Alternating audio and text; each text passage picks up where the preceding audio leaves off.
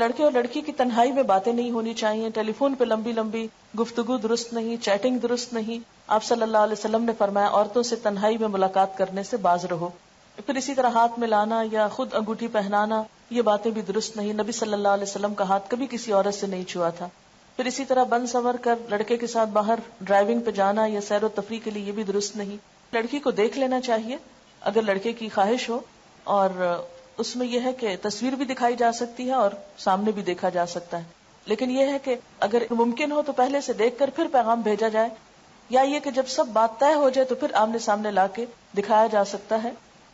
آپ صلی اللہ علیہ وسلم کو حضرت عائشہ کو دکھایا گیا تھا خواب میں.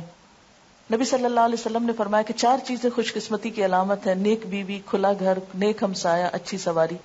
اور 4 چیزیں بدبختی کی علامت ہے: بری بیوی، برا ہمسایہ، بری سواری اور تنگ گھر.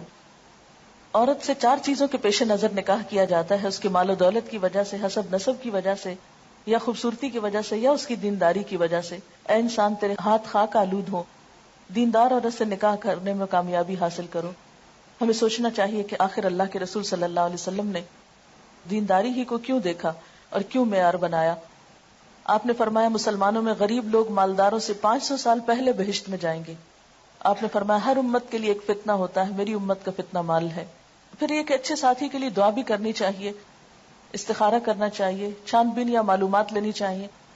اور اگر پہلے سے معلوم ہو اخلاق اور کردار کا تو مزید تجسس اور پیچھا نہیں کرنا چاہیے، کیونکہ کوئی بھی انسان فرشتہ نہیں ہوتا. دنیا میں فرشتوں کی تلاش محال ہے. اور اچھے ساتھی کے لیے جو دعائیں ہیں اس میں ایک تو یہ قرآنی دعا ہے، اور دوسری حضرت موسیٰ علیہ السلام کی رب انی لما انزلت الی من خیر فقیر. پھر استخارہ ہے، اور استخارہ سے کوئی غیب کی خبریں نہیں پتہ چلتی. استخارہ جو ہے وہ اللہ تعالیٰ سے ایک مشورہ ہے کہ اللہ تعالیٰ اگر یہ کام اچھا ہے تو ہمارے لیے آسان کر دے، اور اگر اچھا نہیں تو ہم سے پھیر دے.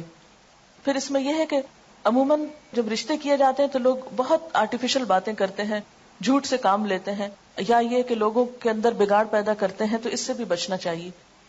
مشورہ صرف اس سے کرنا چاہیے جو آپ کو صحیح مشورہ دے، اور صرف اس تک بات پہنچائیں جس نے آپ سے مشورہ لیا ہے.